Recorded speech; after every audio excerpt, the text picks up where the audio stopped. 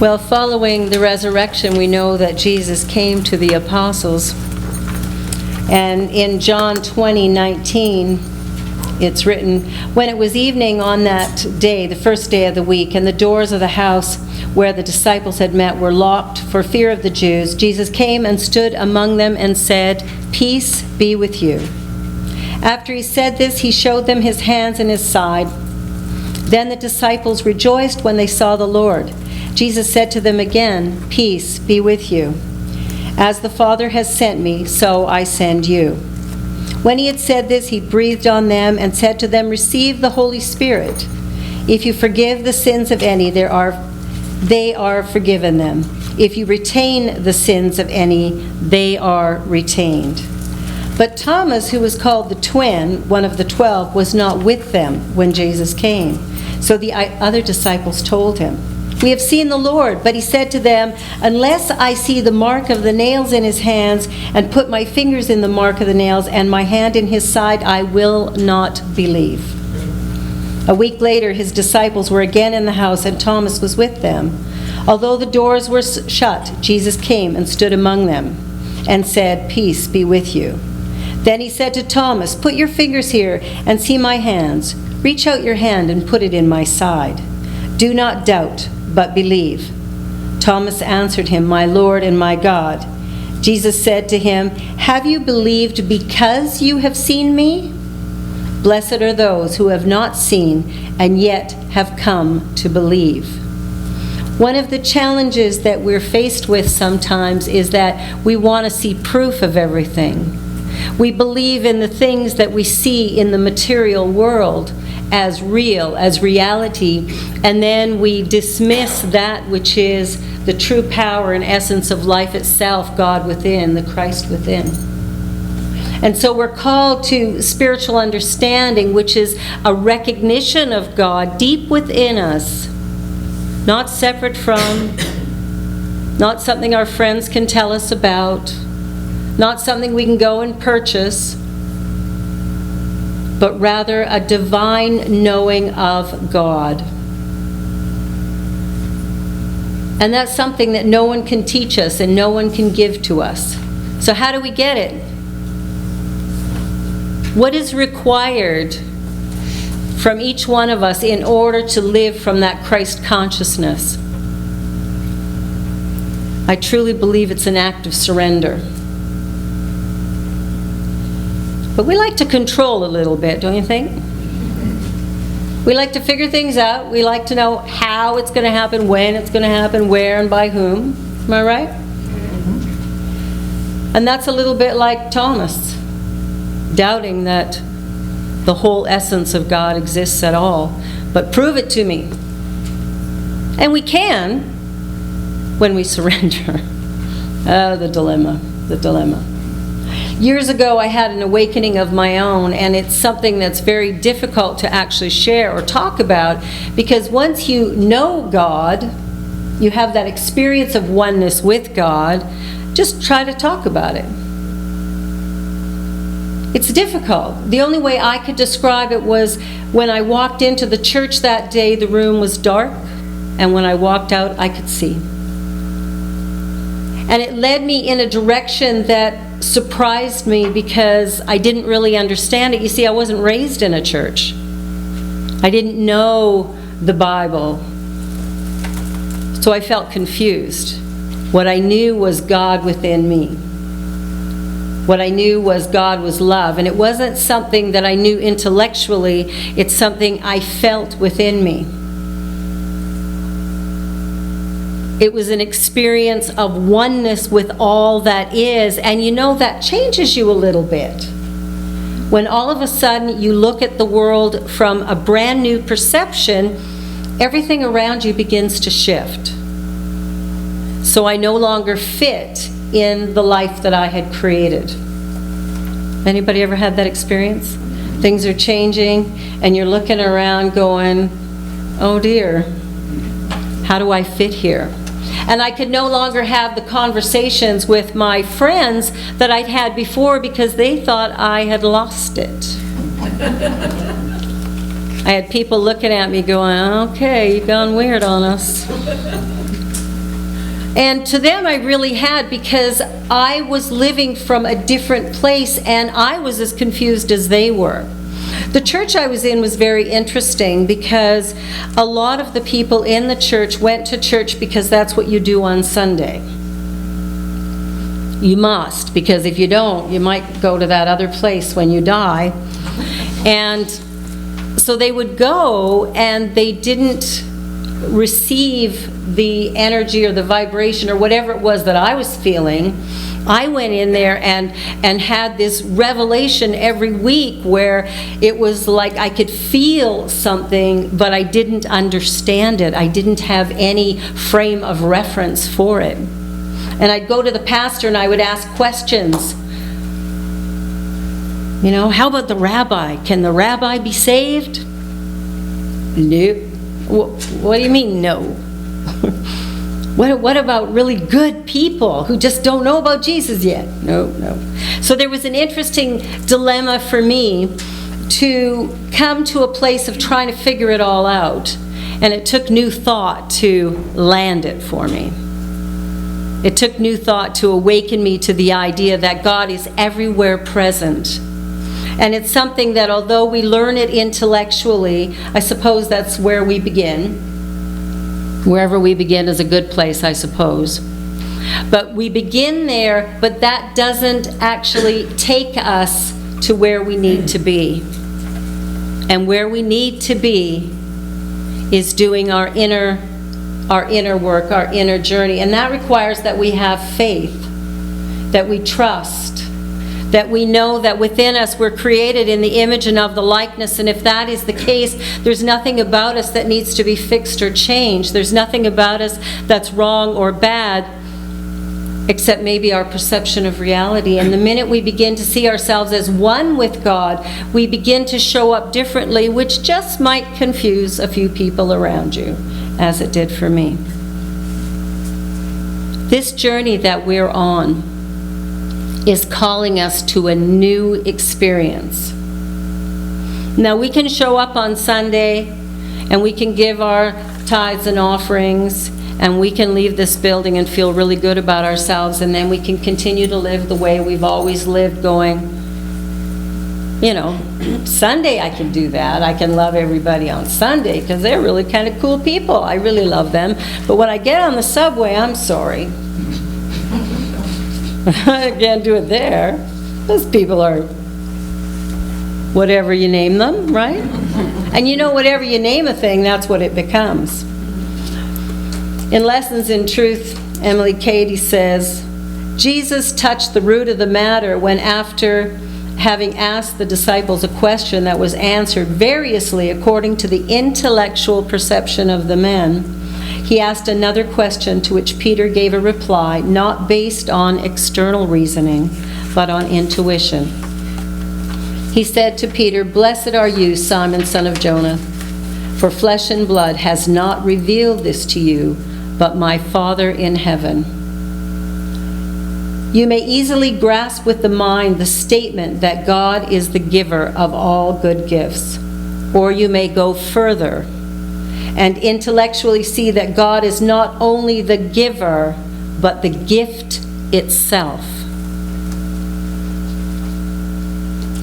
Truth is revealed to you through God if we allow it.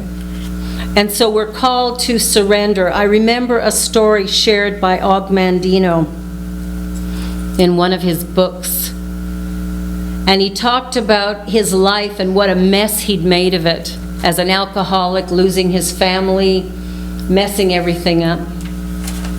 And one day, on his knees in the gutter, looking up into a pawn shop window and seeing a handgun, contemplated buying the gun and using it on himself. And in that moment of his deepest, darkest despair, he found the very thing he'd always been seeking. Not out here. He'd already looked there, but right here. Deep down within him, he recognized God. And he recognized this this energy and this power of life itself that was in him, that bubbled up as he gave attention to it, as it began to move him in directions that prior to that moment he didn't know. And he began to write. Anybody ever read any of Og Mandino's books? Yeah. Greatest salesman in the world, the greatest miracle in the world, choices. There's so many. I think I've read them all.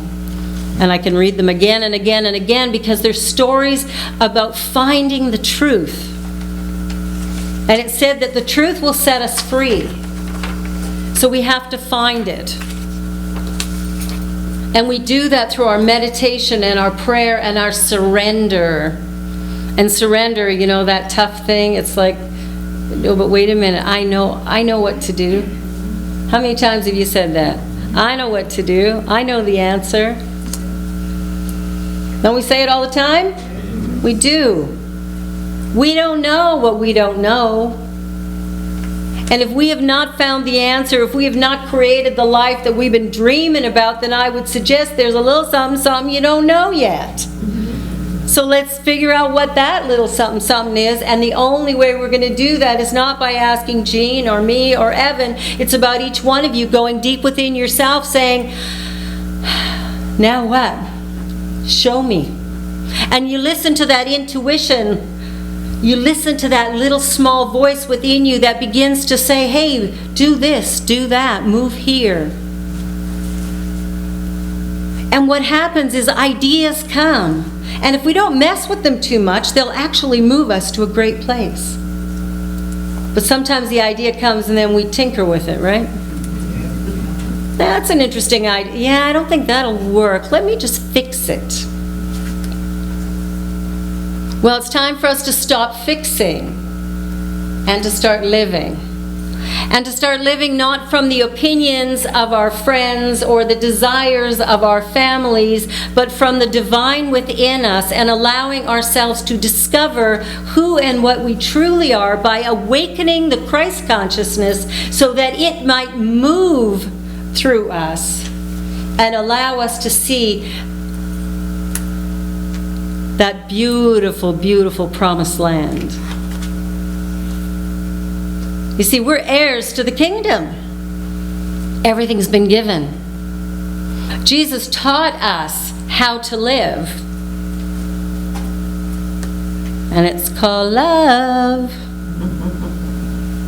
Gotta love, we gotta love. We have to love ourselves. We have to love those around us. We need to love life. Not to resist it or to try to control or manipulate it, but rather to surrender into it and, sitting in the silence, find the direction and the possibility and the hope of glory.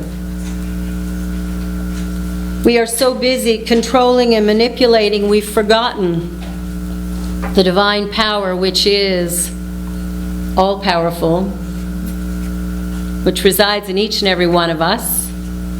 So there's nothing that we have to really do, but be willing to follow the divine guidance. Now, as simple as that sounds, I'm sure anybody who's given it a try knows that some days that's a hard thing to do. There's a lot of things that need to be done in a day. We need to earn a living. We need to prepare meals. We need to clean our homes. We need to provide for our families. There's a whole lot of things we need to do. All of those things become easier when we allow ourselves to be present with the Christ consciousness. When we begin to see the possibility for our lives, and instead of responding to fear, doubt, and worry, begin to respond instead to that divine truth, going, well, I don't know the way and I don't have all the answers. However, God in me, I'm sure, will reveal all of it through me. And I am going to listen, but not just listen. I'm going to hear and I'm going to respond. I used to say things to people, you know, when you pray or do treatment, I'd say treat and then move your feet. Move your feet according to what God has said to you. not according to what you like about something else that was said or done, but what God has said or revealed to you and through you. And what happens is God says, well, I think you should give Jean a call. And no, I don't call Jean. No, we had a fight. No, we didn't. But we sit back and we judge and we go, well, we need to forgive this. I'm not forgiven because you know what they did to me? I have a right to be angry. I'm not forgiving them. Anybody here ever do that? Mm-hmm. That resentment that we're hanging on to, that thing that we hold so dear to us, is the thing that prevents us from living the God life that has been bestowed upon us. That little something, something that God gave us at our birth and said, here, bring this to the world. We're sitting back going, yeah, get to that later. Do that a little bit later because right now I got a plan. I'm sure God laughs at our plans sometimes.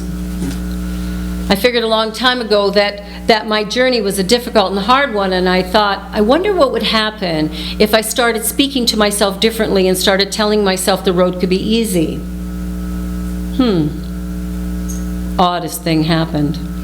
It got easier. And every day when I'm sitting there looking at an easy choice or a difficult, challenging choice, I still want to go here. I still look at it going, well, I was raised to believe you got to work hard to earn a living. I was raised to believe you got to give way more than you ever expect to get. And hey, don't dream too big because you'll just get disappointed. Those were things my parents taught me from a loving place that I've had to ditch in order to move forward and do what I do. So I want you to think about your life, and I want you to think about your journey, and think about what God created in you to give to the world at this time. What is that light within you that maybe you have resisted or suppressed because you were afraid? Afraid to stand up and be in opposition to somebody else's idea. We do that sometimes, don't we? We go along with the flow of things. My eldest daughter recently revealed to me how badly I'd hurt her when she was a child. Joy of being a mother, you're going to do that. Dads too. And she said to me, we were talking just in January, and she was a fussy eater as a kid. And so my whole family was always going, oh, Arlene's coming for dinner. Oh, brother, what is she going to eat? And I said to her, I said, they weren't very kind to you. She said, are you kidding me? You are the worst. Well, wait a minute. What do you mean I was the worst? She said, you actually stood while I'm doing dishes. You're standing over here talking to a friend saying, oh, yeah, she's such a fussy eater. She's just like her dad. She said, I'm nothing like my dad. And I went, oh my gosh, I said that. Now, why would I say such a thing? Well, the reason I said she was like that, I want to be in agreement with my friend who's going, your kid's a really fussy eater. I want to be in agreement, right? I want it to be accepted. We do things like this. But when I said she was just like her dad, very violent man, she was really hurt by that. And I said, well, I kind of meant that you ate similar to him, not that you were like him. She said, I know, but this is what you said. We say and do things so unconsciously, we have no idea. We could be hurting people left, right, and center, and we think we're the saint. We're doing good. Well, maybe. And maybe you're saying something that somebody else receives in a different way. But what I'm saying right now is what we want to do, what we need to do, is stop paying attention to everything out here. Yes, there's things we need to get done, but let's begin where it counts. Let's go into our heart of hearts, go into that divine Christ consciousness, and say, lead me. I am willing. I will go where you lead. I will follow. And surrender is not about, oh, I give up. It's not about that. It's about giving into a bigger idea, a higher ideal. It's about taking that little something that was given to you and giving it to the world, because you see, we're here on this side of the grass. I know it's white today, but there's still grass out there. Where is spring?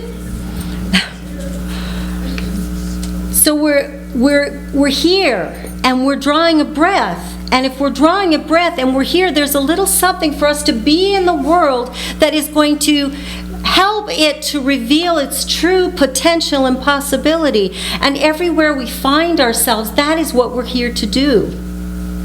Reveal the beauty and wonder and magnificence of life itself. And we do that through our Christ self, not through our manipulating control ego self. The self that knows it all, that would rather be right than happy. Anybody ever do that? I'd rather be right than happy? Ooh, I did that for a long time. I think I still do it on occasion. Oh, my husband says never. I think that was a tongue-in-cheek moment. We are spiritual beings in the process of becoming, as Reverend Evan put it, and I love that because all of us are on a journey, whether we're standing here or sitting there, we're on a journey. And our journey is to remember the truth, our oneness with the Father. It's a big idea that because we can't really touch it, we can't really go, oh, there's God, I see God now. We think, we doubt, we question. We want facts and figures to back it up. But I'll tell you something, the only thing that's ever going to back it up is that absolute faith in the moment when you need it most. And I had an opportunity years ago to have an experience, and I've had a few of them now to remind me, because sometimes you need to be reminded, because you forget that you're one with God. And so you need something that goes, hey, how about this? Does this show you something? Because we're a little bit like the doubting Thomas, where we're like, okay, let me see those holes. Let me touch that. And I remember being in a situation where my marriage had fallen apart, and my kids were acting up, and life was really, really hard. And I thought, enough. And so I made a nice plan to end it all, and I had my kids figured out. I had lots of family. They were looked after. And I'm getting ready to leave the house, and the phone rings. And at that time, I was in a church, and everybody has their seat in church. And although I was new to the church, I still had my seat. And this woman phones me, and she says, I don't know if you know who I am, but I sit 2 rows behind you in church every Sunday. And I'm thinking. And I said, okay, I sort of knew who it was. She said, well, I don't really know why I'm phoning you. But she said, you've been on my mind, and I keep getting this push to call. I have to call you. And I'm like, well, I'm kind of busy now. I got to go. She said, I know I'm interrupting your evening, but I really need to talk to you right now. I said, well, what are we talking about? She goes, I don't know. All I know is that you have been on my mind, and this voice inside of me is going, pick up the phone. And it was a church that had a little register with everybody's name and number in it. And all of a sudden in that moment it hit me, and I burst into tears. And I said, oh my God. And I told her what I was about to do. I've never had the desire to do that again. I figured if I'm on this side of the grass, it doesn't much matter how hard or easy it is. There's something for me to do. And there's something for me to listen to. And when this woman spoke to me, it was like, how could you possibly know to phone me? I mean, I had the experience of oneness with God, but I did not have an experience of oneness with other people. I didn't know that God worked through us in ways like that, because I was pretty good at ignoring the inspiration that was coming while I forged forward trying to figure life out, trying to understand this book that seemed so foreign to me, trying to get people out here to tell me what was right and wrong when I knew in my heart what was right and wrong. I'm here. We're here. We're here to live God's grace. Period. And when we find that, and we feel that, and we begin to get a sense of it, it's up to us to let it out, to allow that love to flow so big that nothing in us wants to stop it or block it or eliminate it. We're created in the image and of the likeness of God. You're already perfect, whole, and complete. Have you made a mistake or two? I've made plenty. But what we want to do is go, those errors, we missed the mark, but now we know more. And when we know more, we do more. When we know more, we do better. Am I right? Yes. Find the Christ in you. I wish I could give it to you. I wish I could say, here you go. It is the most beautiful thing you will ever experience, you will ever know, if you can just land in it. Just trust that no matter what you have need of, it is there. And it's showing up, not tomorrow, not next week, not next month. It is right here, right now. It has already been given. You are an heir to the kingdom. All that you have need of, all that you have need of is already given. Awaken your minds and hearts. Listen to the teachings that Jesus gave us. Love, love, love. Love yourself so much. Love yourself so much that you have all this love to give to others, that the fear begins to subside and to move, and the love is revealed so powerfully that you begin to see the world in a brand new way. Love yourself so much that no matter what your day looks like, you look in the mirror and you go, thank you, God. Thank you. I'm here. I'm on this side of the grass.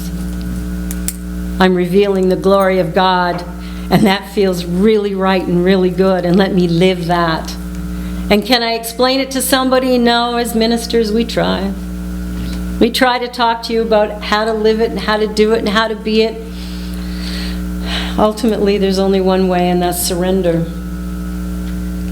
And surrender is a little bit, if you've ever been on a river, and you're in a canoe or a boat and the water's taking it, right? It just takes it. Maybe you steer a little here and there, but ultimately it just goes. But if you turn it around, you can still go. You can go uphill, upstream. It's a little harder though, isn't it? Paddling away, breaking a sweat. Surrender is about, take me, go with the flow. You are given a gift, the gift of life. And you're only required to do one thing with it, and that's live. Live your true identity. God bless you.